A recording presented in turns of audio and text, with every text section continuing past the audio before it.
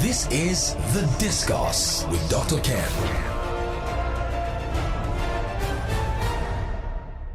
Out there, it's another Sunday, isn't it? And when it is Sunday, it is that time with The Discourse with Dr. Ken. I welcome you to another episode of Discourse with Dr. Ken. Very brilliant Sunday. The sun is out there. Did you go to church? What did you guys listen to today? I hope the sermon, you process that, or you are still processing it, so that it sets you in the right mood for the week. But I want to ensure that follows up with the discourse, because yet a brilliant topic in my estimation, because we had promoted it all week, and we are going to discuss an unhealthy nation is a poor nation. When a nation is unhealthy, then it means it becomes a poor nation. And I brought a brilliant expert in health care, top medical doctor. I'm going to unveil, if I can use the word, and introduce my guest for today, the discourse. This is The Discourse with Dr. Ken. An unhealthy nation is a poor nation. And my guest today is Dr. Abiodun Osiyemi. And before I take his profile, Doctor, you made waves even before we came to the program, because once we promoted it, people said, whoa, we are going to definitely listen to the discourse today, because Dr. Gandhi is coming. So why Dr. Gandhi? Why? I know your name is Dr. Abiodun Osiyemi, but why Dr. Gandhi? Well, thank you, Dr. Ken. Just like everybody calls you Dr. Ken is a brand. Yes. I'm called Dr. Gandhi because I'm a very good-natured person, and I try to apply my mind to issues like a garden that doesn't want to encourage weeds to grow. And also just the philosophy of Gandhi, passive resistance, and trying to be a peacemaker. So that's it. Okay, that's right. But I'm not an Indian. Yes, because people were wondering whether I brought an Indian, because they say the Indian works, but the Indian chief does not work. But you are both an Indian and Indian chief. Well, I think the world is working. Fantastic. So I take his profile. Dr. Abiodun Osiyemi is the founder, medical director of Oxford Health Consultants, Lagos. Dr. Osiyemi is a graduate of the College of Medicine, University of Lagos. He has over 30 years of medical practice and has worked at a co-hotel, Lagos University Teaching Hospital, the British Medical Research Council, and Oxford Health Consultants. He is a highly sought-after management consultant and speaker on leadership and employee performance. Dr. Osiyemi is the Chief Forensic Investigator at Forensic Science Consultants, member Chartered Society of Forensic Sciences UK, and President Association of Forensic Sciences and Experts Witness in Nigeria. Dr. Abiodun is a good golfer and Secretary International Golfing Fellowship of Rotarians. So welcome to the program. Thank you very much, Yes. Doc. Yes, I hope it wasn't difficult to navigate your way to the studio today. No. It wasn't, isn't it? So, are we ready to go? Let me. I like to put things in perspective, because most of the discourse I host here, I like to start from the macro. Definitely, we'll talk about a nation being unhealthy and a nation being poor, and then talk about the health and health sector as much as possible. But I like to start from the macro always. Let's take Nigeria.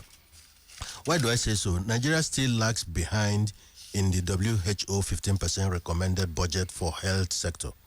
In fact, out of 21 trillion federal budget in 2023, only 1 trillion was budgeted for health sector, which represents 5%.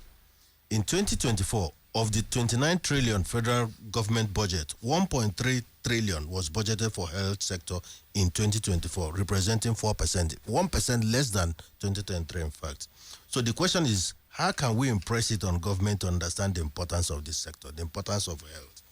And more, don't we need to pay more attention? You see, the President Bola Ahmed Tinubu yesterday at the AU conference says Africa must collaborate to address challenges in healthcare, but his budget does not reflect that. What's your take? Well, the truth is the government over the last 30 years, 2010, 2020, year for water for all, year for everything has kept coming. But ideally, WHO, most developed societies will budget 15% or more. You see, we are telling around 5 to 10%.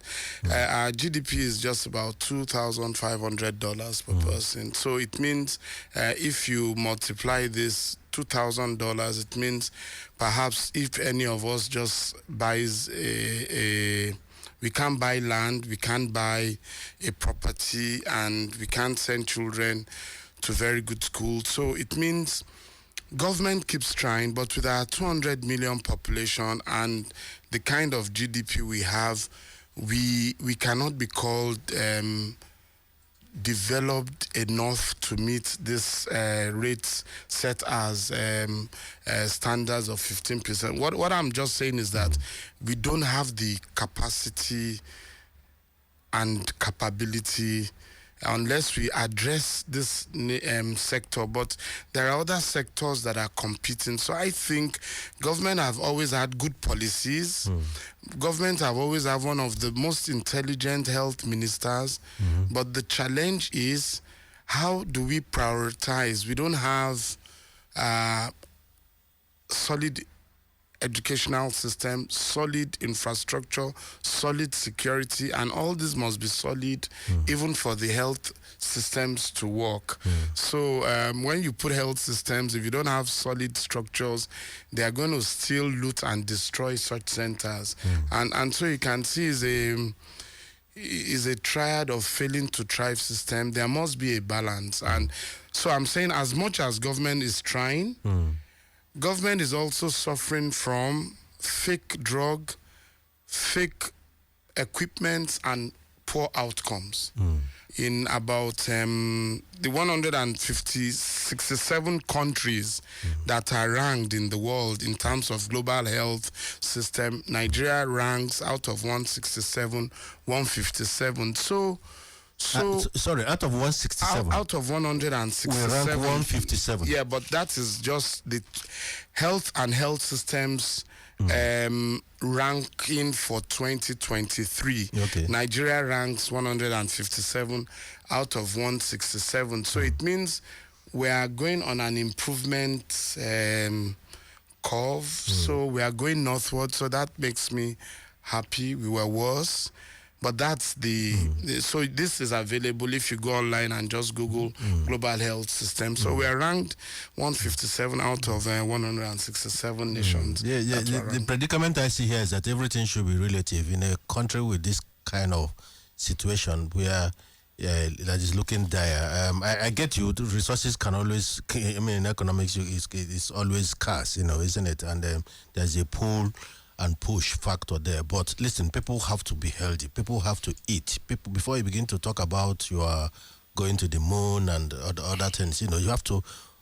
Anyway, we'll get into that. Yeah, there's good news. Yes. We are ranked 30th GDP. Okay. Our last something were $477 billion. Okay. So our GDP in the world is in the top 30. So Nigerians have enough to also celebrate with, but our population will determine also. Yeah. By the way, during the program, we'll talk about this population thing. What manner of population that is? We'll bandy this population, but of what use is a population that is not productive? But we said we'll get back to that now. Health is wealth, so the saying says, Dr. Osiyemi. From where you sit, what would you say is the state of health sector in Nigeria proper? And honestly speaking, this is The Discourse with Dr. Ken. The state of health in Nigeria, so that we all understand and we are happy. There is the good, there is the bad, and there is the ugly. What is the good? In Nigeria, then you also have generally private and public sector. So, private sector are facilities from hospital to pharmacy to suppliers of equipment and so on as participants of the health sector.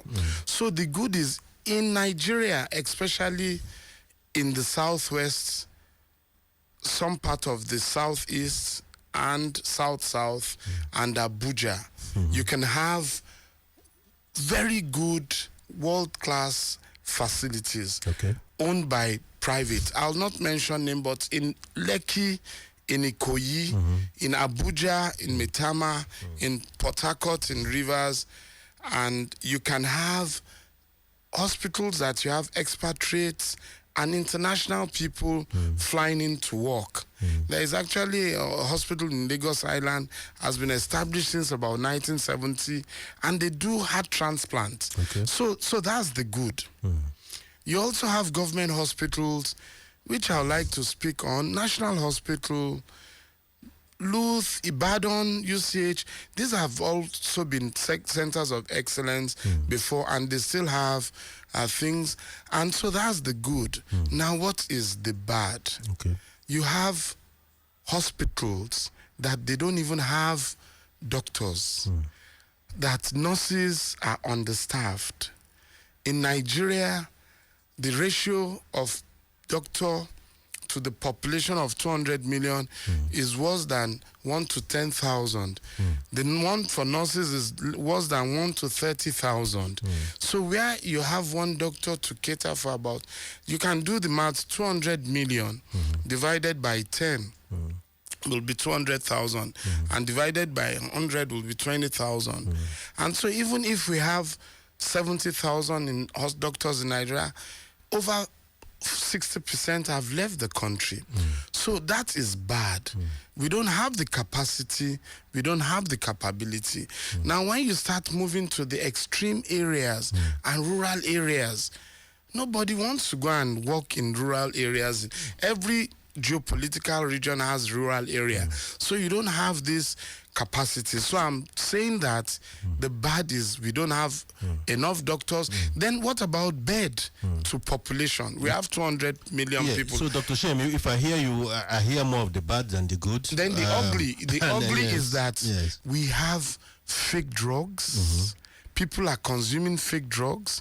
We have water without quality assurance. So the water you use for people, the drugs they take, the equipments they take are fake. And some of us will remember when Kanu co-sponsored heart surgery in a teaching hospital in Nigeria. After 18 hours of surgery, open heart surgery, the American surgeons tried to jumpstart the heart using digoxin. It wouldn't happen. What happened? They didn't know they would be supplied fake drugs, and they had to fly in through FedEx their drug. All I'm saying is it is not uncommon to us that we have fake drugs and equipments, and this leads to poor outcome. That is the ugly, poor outcomes. Okay, now, from what you've painted, you can see how precious a breed the medical practitioners are. You can imagine how much it takes to read medicine, how many years you deployed in there. So which environment are they working in? How are they compensated? How much are they appreciated? The hospitals you talked about among the good bracket, under what conditions are they functioning? How are they powering those hospitals? Then why are they living? Because labor goes to where it is better appreciated, isn't it? So so the ugly and the bad seems to overwhelmingly tilt here. Doc, I am happy and I like the brilliant questions you've been given, but I hope, because I'm also a doctor, I hope you will not push us on the emotional avenue. Let me just say that a professor in Nigeria, you are better with mathematics, collects 400,000 naira a month. In other words, his salary is $200+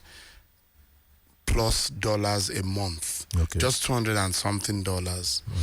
So, and we will keep buying phones and every equipment we'll use in dollars. That's why I mentioned it. If you're a professor and all those things. So when you now have young doctors, they will never earn more than 200 to 250,000. So let's just say about 100 or 150 pounds. He has to buy stethoscope imported. He has to buy his diagnostic sets imported. All these things and books, they're about 1,000 to 2,000 pounds, even to study for their exams. So my point there for you is, I'm calling pounds, even though we are not living, but because of the equipment and the nature of their job. So most young doctors, especially the young ones, realize if they need to have equipment and things to practice, with the salary they earn, they will not be good, because they want to develop themselves, and you need this one.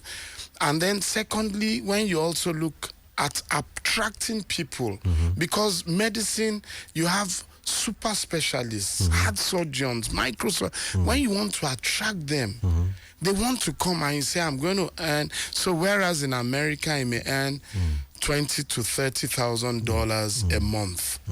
And then you are telling him you are going to pay him like a professor at about 300. Then so first is you can attract. Second, the one who are in cannot help themselves. So you are seeing a group of people who are somewhat not very happy, but still striving. Yes, and striving. But let me now shock you, and it's not going to shock the government. Senior doctors like myself and other professors and consultants are having it difficult to have people to go into postgraduate training now. So it's hard to even attract people. And once you can have specialists, then the quality that can be given is also compromised. So this sector is so key. The professionals that work in them is so precious. Why can't we be deliberate about it? Isolate them, treat them as such, because if health continues to deteriorate, our economy will continue to deteriorate, because there's a nexus, isn't it? Okay, so when we say health sector, we have medical doctors and profession allied to medicine. So medical doctors, straightforward. Professions allied, laboratory medicine, laboratory tech, healthcare workers. Then you have the pharmacists. Then you have the radiographers and co. You cannot just isolate the doctors. It's I'm talking of professionals in the health sector. So if you now look at the professionals in the health sector, you have them in the government, federal, you have them in state, and you have them in private. Once you move one, you have the other states will compete because they're under the same NLC and TUC. So what will now happen is the state governments may not be able to cope, and federal has been trying. So you have people again who either abandon the profession or going to. By the way, many young doctors, I want us to know that you graduate as a medical doctor. When chips are down, they survive. So people who graduate and working in the healthcare sector are also changing. But I think it's something that government can look into. That I think so too. Why can't we treat these people? We need to isolate. When a problem of this nature becomes critical, I think through advocacy, you isolate it and through deal with advocacy. It should be and whether we are talking about the individual, the doctor, the engineer, or a state or government, you see, life is about priorities. You have to, what reflects is how you prioritize, discuss resources. I think I'll go out from here with what you've said. The average doctor works when they say call duty. Sometimes in those days we used to have 72-hour weekend calls, we call it. So when you come on Friday, you leave early on Monday. And so those are areas. They also work for longer hours. This is The Discourse with Dr. Ken. In the 1970s, there is a country called Bhutan. The king placed gross national happiness, GNH, over gross domestic product. In fact, what is gross national happiness? Well, and then how does the citizens become happier, healthier, and more prosperous? Is the prosperity of a nation just about GDP, or should it be like this king did, gross national happiness? Well, thanks. I wonder, maybe, I'm sure, perhaps you're also a medical doctor. No, I'm not. Because I know you are a very great brand architect and economist. All right, so people know what GDP means, gross domestic product, and it therefore means the revenue or value created through your products and services in numerical figures. But then the question is, okay, so Nigeria made $477 billion. That was our GDP. Looks lovely. What did it translate into? Therefore, the gross national happiness used in a country like Bhutan, and where they've tried to put into the mainstream since 2008 and then 18, is to say, based on the Buddhism philosophy of mindfulness, compassion, gratitude, can't we then, rather than measuring the GDP as strength, can't we look at the gross national happiness? So in gross national happiness, therefore, if you go to Bhutan, the king goes about trying to see the smiles on people's faces. Okay. And in trying to see the smiles on people's faces, you must look at the ecological ecosystem. How do we keep our environment? Yes. You must look at the equity and social justice system. Are we fair to all? You then look at the health system. How is the state of mind? How is the physical state? And then you also look at the sustainability of all this and a presentation of a free cultural environment. So what I'm therefore saying is the gross national happiness will look at your earnings in figures, we'll look at the infrastructure, we'll look at the culture, we'll look at the justice system, we'll also look at the governance and the quality of governance and the ecological sustainability. So it's like saying that you are looking at the HDIs. Okay. You understand the HDIs of a nation rather than just looking at the money that we have. Okay, so what's HDI, just for the benefit of Human development indices, okay. index or indices for the Thank I know that you must have written on. Sorry, a human. Yes. I was already trying. Thought I was in front of a blackboard. Yes. So that takes me to this question: how does health enhance capacity and capabilities, and what is the relationship between good health and wealth? All right, so let's define health.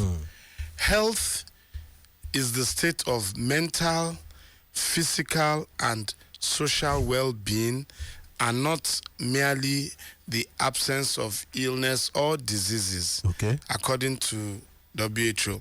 So mental, physical, social, and not merely the absence of diseases, illness. And so if that is what health means, then let us look at it.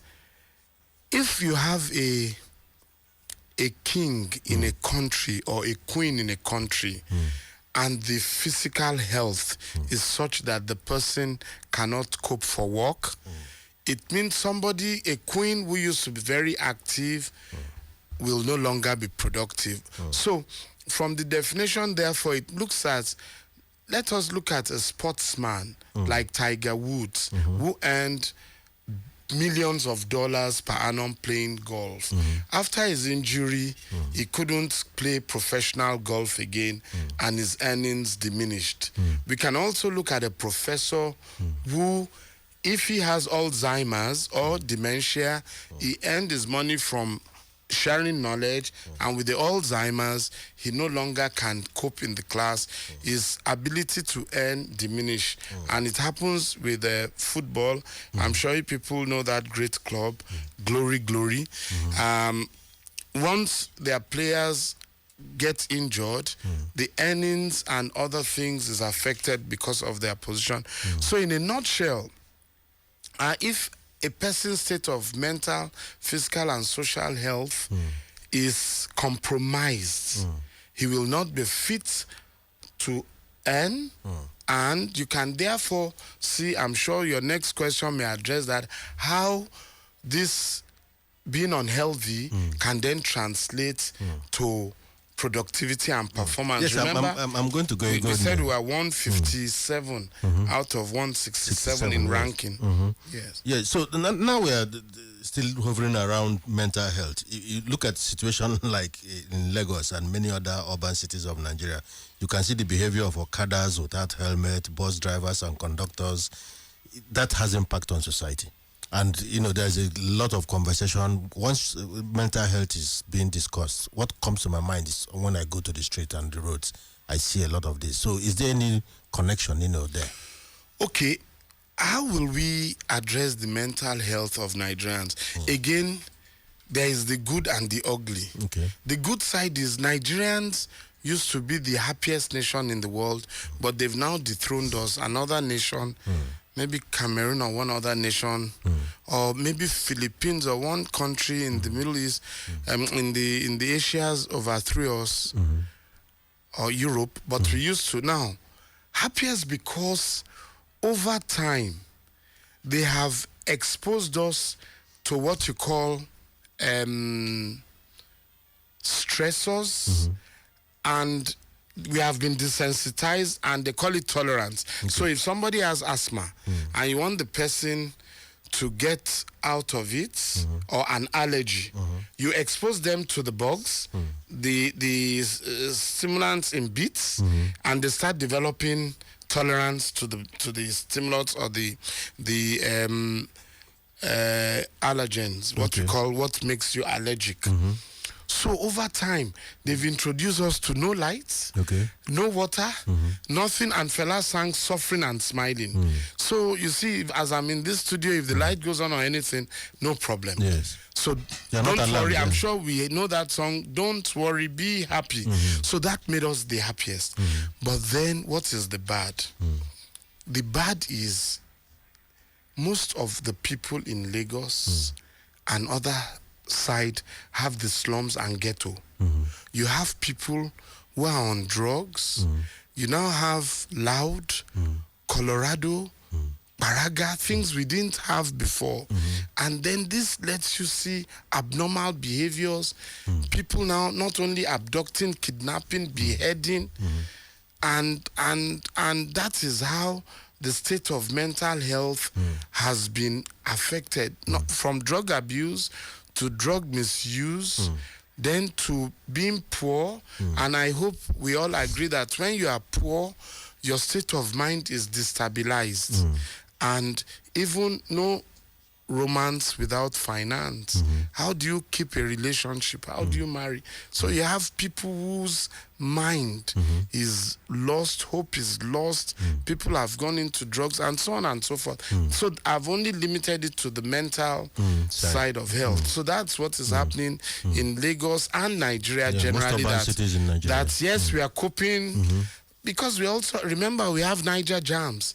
Those Niger jams, Buga, and they just make us happy as well. I've read somewhere, by the way, that there are two types of brains: infrastructure of the brain or the stomach. So, I mean, so what are there two types of brains really? And what's the difference between the infrastructure of the brain and infrastructure of the stomach? So the brain is what is within this bone structure. Okay. So the primitive brain, in a simple term, and then the forebrain. So the primitive brain, which is lower at the back behind there, is what you have as the primitive or reptilian brain.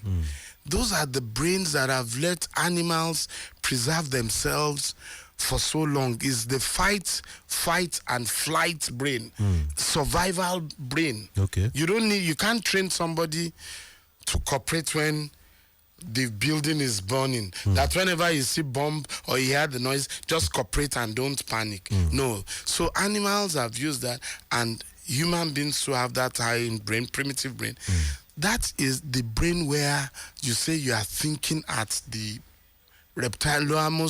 So when you see people that you bring them together to think, and they are thinking only at the gastric is stomach. That's, they are only interested in stomach infrastructure. This forebrain is meant for you to do calculation, be a presenter, do thinking things, the Design front thinking on. and so on. That is cerebral or cephalic. So this one, so therefore, if you don't have people who can think very intellectually or scholarly, every society have a group of people who will be the intellectual and others will be the support. But where people will not bring being creative, being analytic and evaluative to solve problem. So that forebrain or your thinking part of the brain, not the survival part. The survival part is not for analytical, evaluative and creative. Where you don't have leaders and strategic planners to be in that category, you will then leave it to people who are at the survival level. You need both, and that's why God made us ability to survive and ability to think. But where you don't have this ability to think and that capacity, then it becomes a challenge. But the good news is everybody, every human being can build and develop that capacity. And that is what societies and systems need, where everybody are talking of transformation, change, a new agenda, new hope, and so on and so forth. So it is what it is. Okay. So the fear now is that living in a society, in a country where the majority, the preponderance of population, it looks to me like the more majority is in survival mode, in the primitive brain bracket. So I'm going to bring somebody who is going to discuss democracy with me. If that is the makeup of our population, I don't think we should be practicing that. Because, I mean, if you can't think, everything is about your stomach, and you are allowing this person to decide who leads them, and the majority, I mean, the answer is obvious. Can't you see that? Okay, but the truth is we can't give what we don't have. Look at our educational system. And this is a statement of fact. In Finland, they used to be the best, having the best educational system. China wanted to emulate them, and what did they do? They realized in Finland the top students had to have the highest admission score and best graduation score to be teachers. China adopted that and they got into the top level. In Nigeria in the 60s, the teachers were those who you'll have BEd, Bachelor of Education. They were the best. But when we started getting into the universities in the early 80s, late 70s and early 80s, you started seeing a trend where those who will be in the education faculty will score much less than those of us who will study medicine, engineering, and law and economics. Therefore, the teachers who will teach your children and my grandchildren will score 180 or 200 in JAMB, and those who will study medicine and so on will score 260, 270 and above.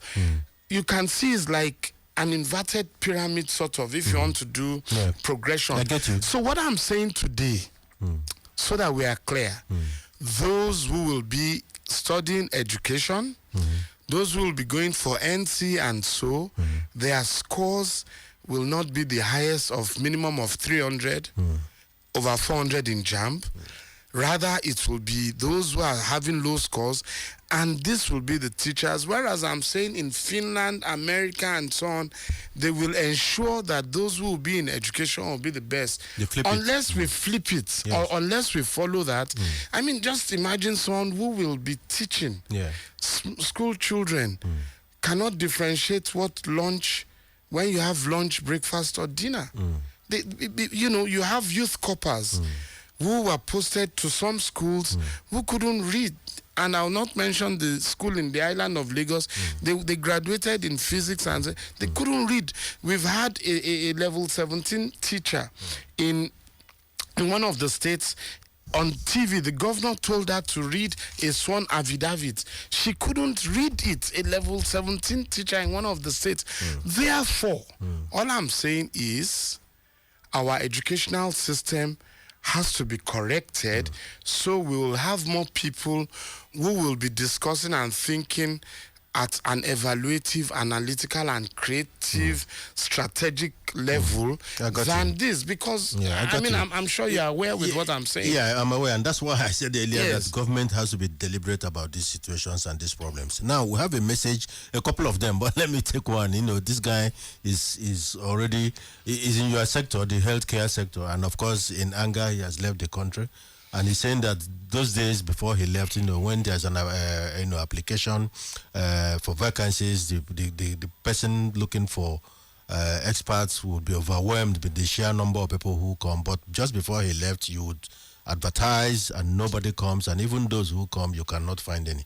He's saying, I should remind you that there is the thing is getting progressively worse. And he's asking, is there any country doing as bad as we are doing, because he doesn't see one.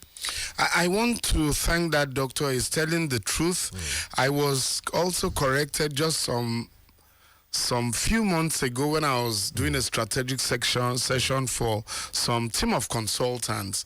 And I then told them that they were very senior consultants. So I told them that I hope people in the department coming in as junior are behaving themselves so they don't lose their position. They laughed at me that you are still thinking in the early 90s, late 80s, when you are doing, when you are running the postgraduate program in the early 90s where I was at Luth.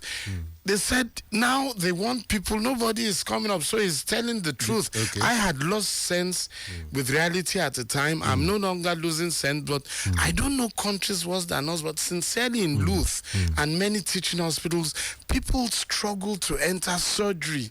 People struggle to enter medicine. People to work hard to get into pathology. Now they are not interested. So he's right. I actually thought I was still in that era. So you can imagine if you want some back end or serious surgeries, you may have it challenging, but the person is absolutely correct. Yeah. So let's get down to us now, you know, and you know the society. And the question I want to ask is, how can one promote good health as individuals? And I'm talking about nutrition, medical checkups, work-life balance, environment, and disease control. Okay, I hope the staff who are here, including you, will not really attack me. No. So, we're like Gandhi, you know, we have the spirit of Gandhi. Okay, so please, to eat a plate of balanced diet, that means beans, one portion, 300 naira. Okay. Adult, 2 portions, 600. Okay. Small, 2 pieces of meat, 1,000. That's 1,600. And then, you know, that 2 portion count, and then 1 small loaf of bread, 500. So that's 500 plus 600, 1,100 plus. So 1,700 times 3 will be 5,400. So 5,400, let's say 5,000 for 20 working days is what? 100,000. Wow. So transport, they will trek. Accommodation, they will not. Nobody will pay 100,000 to any junior working, and they will normally earn between 50 to 90,000. Okay.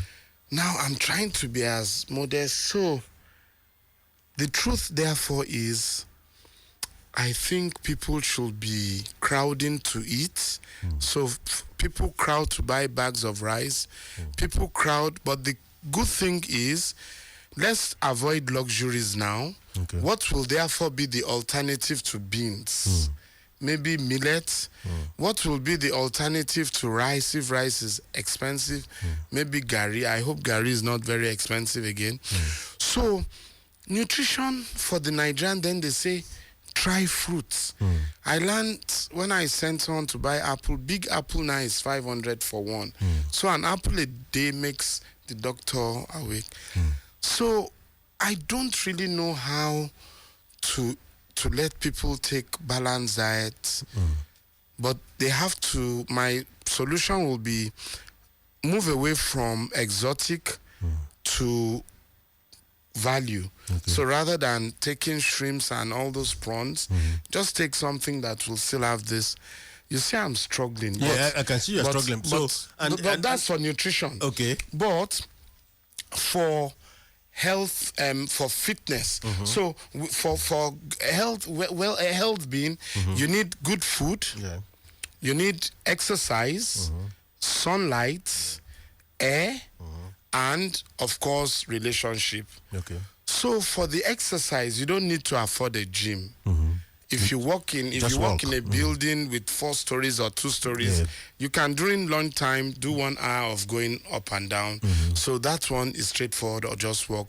Sunlight is available, and again, our environment is polluted. There are some neighborhoods when you stay there, the fumes and everything is a real challenge.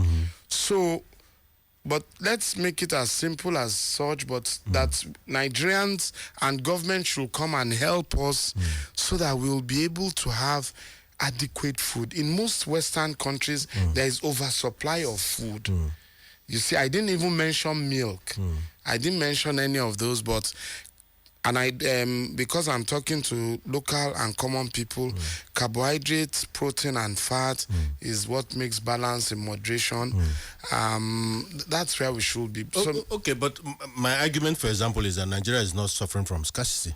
It's the affordability, because there's food. I mean, if you drive to my 12, at what cost? Yeah, so it's not affordable, but there is food. But having said that, these examples and as far as alternatives are concerned is good, and I hear you probably. But the people who govern us, do they lead by example? Because they have to shift, and we must see them moving away from these exotic things into these alternatives that are clearly an adjustment. So governance becomes easier and followership becomes easier. What do you think? You see, the people who govern us, I think most of them will make heaven, because to put up yourself up to attacks in the name of governing, I'm sure when you pray, you also pray that God should let you make heaven. So I want to rejoice and pray for those that they put themselves up. But the sad thing is we have social media.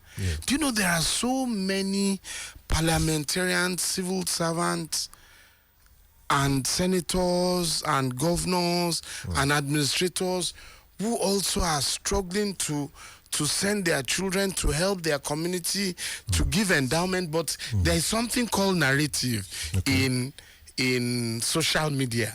And the best news to make money and get clicks now is just take anybody and do Photoshop, put any senator's name, put gold wristwatches, and it thrives. And so you just see that a senator just spent $20 billion.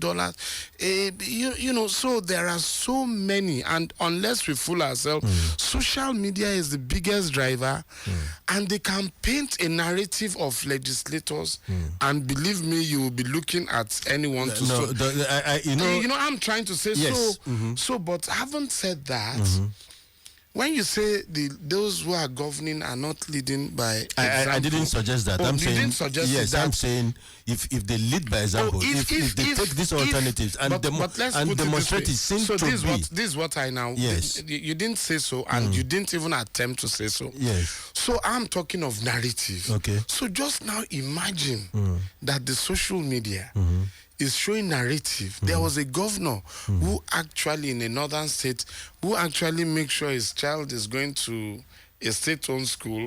Sometimes the wife drops him. Now those ones don't make media.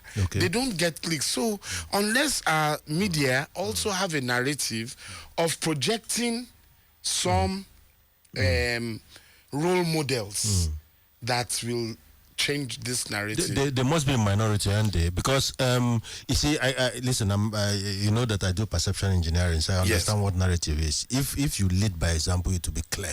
It will be clear. But that is not the topic for today. I'm just saying that if the majority, I agree with you. There is no doesn't call for argument. Yes, I also don't want to mention some governors and some people. That's not the agenda. Those ones, the agenda leading is by example must be in if in we minority, have I think, national food. Let's just so let's make it easy. If our teachers in school all come to school in Ankara and all this tie and dye, it will not make students to start thinking they need to put on suits. So those are the kind of basic narratives. Yes. Okay, that's great. So takes me to an area, and I'm sure it must be of huge interest to you. What is the difference between communicable and non-communicable disease? As you know, this thing sound very, high-valuing, but for the poor man there, for the average person there, he hears these things. What exactly does it mean? Okay. Just explain to me as if you were talking to a 9-year-old. So communicable and non-communicable disease. The communicable diseases are diseases that you do not have but can be passed on to you. For example, COVID. Okay. For example, we know common cold. When people sneeze and you don't cover your sneeze and all whatnot, somebody has, let's say, a sexually transmitted disease, and you don't have protection against such person, the person will pass it on. That is communicable disease. Then non-communicable, so all those malaria, ST, sexually transmitted disease, respiratory transmitted infections like tuberculosis, somebody has TB, you see them common in dormitories. Okay. Or hostels, where you have people gathering. Non-communicable diseases are diseases that even if you hug, you hold, you shake, you sneeze, you can't. For example, like diabetes mellitus, you have hypertension. Those are non-communicable. They usually can be hereditary or non-hereditary. So those are the... okay, that's the difference. Yes. Okay, so let's talk about the impact of stress on quality of life. Wow. Because stress today, listen, the city I live, Lagos, is like a pressure cooker now, isn't it? Wow, let me tell you, this is the biggest. So what is stress? Stress is any external or internal agent that can affect your normal balance as a person. So there is the normal stress you need. For example, wake up in Lagos 5 a.m. to be able to get to office. Okay. Wake up early. That is called EU stress, eustress. Okay. So you need some degree of stress. But hyper stress, when it's too much, that it will affect your health, that you can't think and carry out your normal function, which is hyper stress. It normally turns people into mania. Okay. And then hypo stress, where you are not interested in anything again, which leads to depression. Okay. Is even if they tell you your salary is not paid, your children are drowned, you don't care again, you've given up. So there are two extremes, excessive mania under hypo, but so I said agent. So what is the commonest cause of stress in Nigeria now? People can't feed. Okay. People can't eat. Teachers want more money. Workers want more money. And then also construction. So this stress makes people start affecting them. How do you know Nigerians are stressed? One, their behavior. Aggressive. When you see someone fighting 2 to 3 times a day, aggressive behavior in otherwise normal. You see somebody whose sleep-wake pattern is now changed. The person is not interested in the dressing. The person is no longer interested in anything. Then you know that such people need. And so, how does it affect? They stop going to work and they start becoming unproductive. Okay. And that is what's important, because today is that nexus between that good health, mental health, and productivity. So the more we have such people, the less productive we are. Then the worst part is suicide is also, I'm sure you've heard that there are many people on Lagos, which bridge is that? Third Mainland Bridge, we've had 1, 2, 3 incidences where people are just giving up. Yeah. And this is a sign of mental ill health. Okay, so I put on the throttle now. So let me go into this area. How do we support the young and the elderly living with disabilities?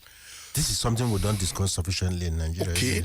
I hope all of us know that there is something called the National Health Insurance Scheme. Okay. The National Health Insurance Scheme is one of the ways in which governments have decided that Nigerians will, through private and government-funded schemes, will acquire a scheme.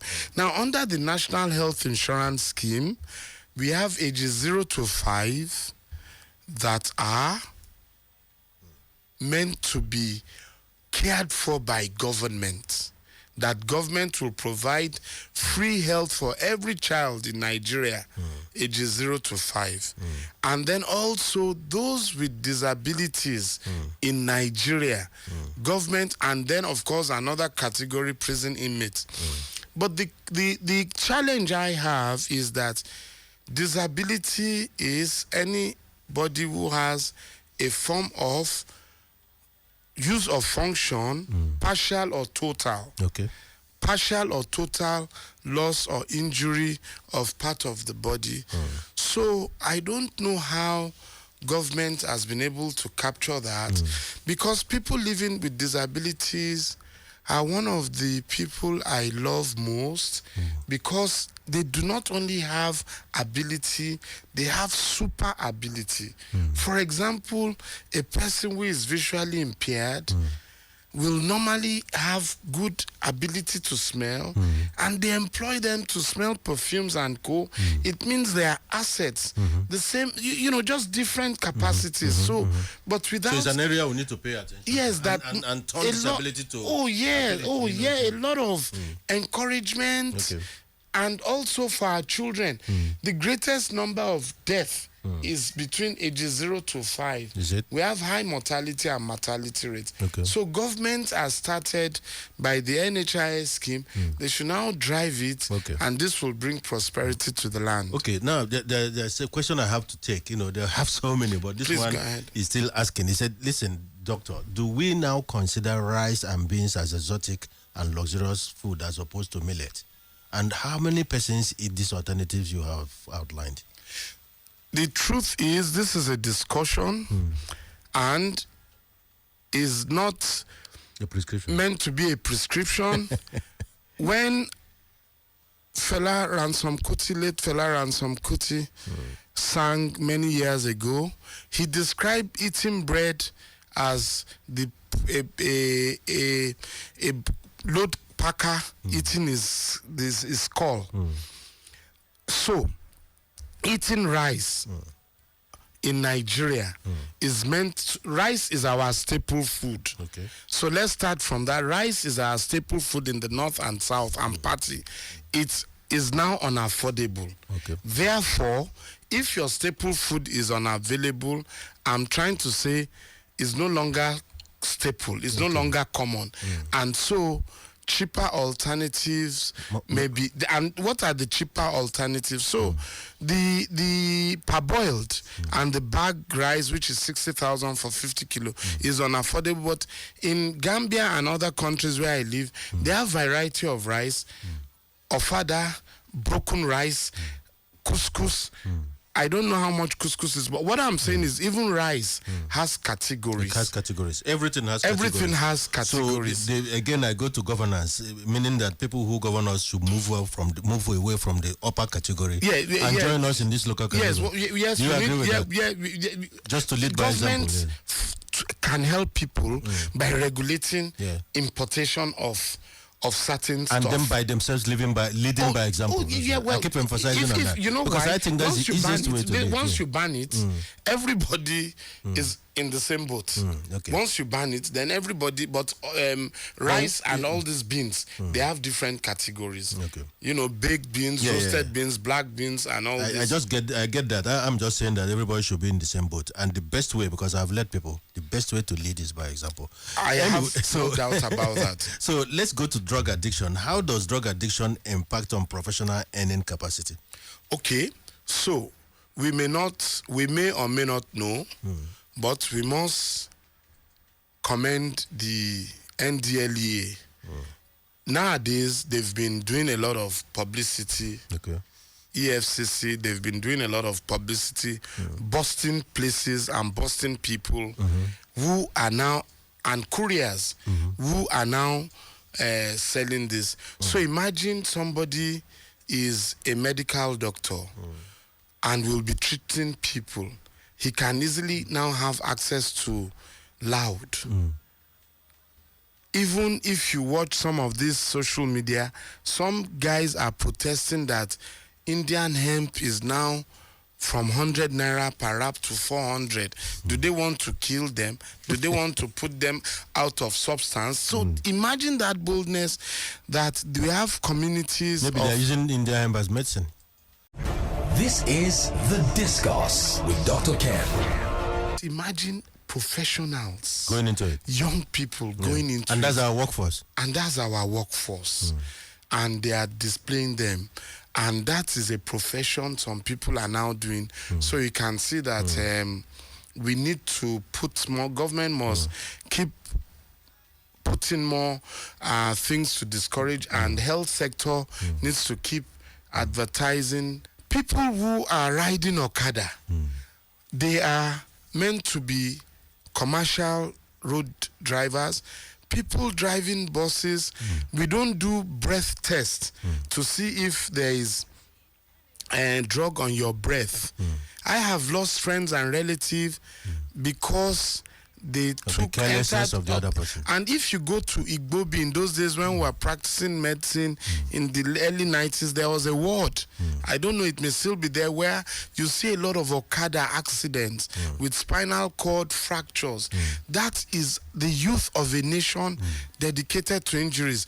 Look at many of us, we enter and get onto the bikes without a helmet. These are pure high-risk practices. If our workforce keep going that way and progressing in error, then of course it impacts on our productivity. Oh, man. Before I go today, Dr. Osiyemi, as is tradition on the discourse, you give us an African or Nigerian proverb, and of course your preferred music for the week.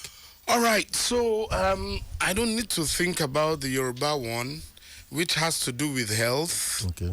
They said, Igi gbogboro magumini oju. Okay. Ati okere Latin ko. Okay. Oh yeah. So that means long pole, no chook me for eye. Now from far with the dodge am. Okay. Meaning prevention Is better than cure. Okay. Igi gbogboro magun, so prevention is so you understand. So that is it. Igi gbogboro magun mi loju atokere Latin. Great. Yeah. So that is the proverb. What of the music for the week? The music for the week is the music for curing stress. Okay. It is started like this, and I hope we have a DJ or whatever. It is called As It Dey Pain Them, It Dey Sweet Us. As It Dey Sweet Us, Omo, It Dey Pain Them. Because this world, you need to keep encouraging yourself and admit that as it dey pain them, it dey sweet us. As it dey sweet us, omo, it dey pain them. It is what it is.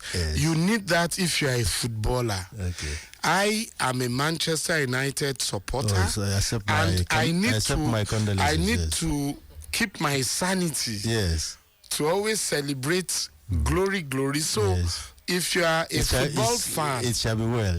If you're a football fan, please. What you're experiencing now, I hope the drugs will not help as in it this dey case. sweet us, it dey pain una. As it dey pain una, it dey sweet us. Okay, fantastic. So, and good luck today Good luck. Because you are playing Luton, and we know what Luton do to middle table teams like and as United, they isn't it? pain una, they sweet us. And that's it on The Discourse with Dr. Ken.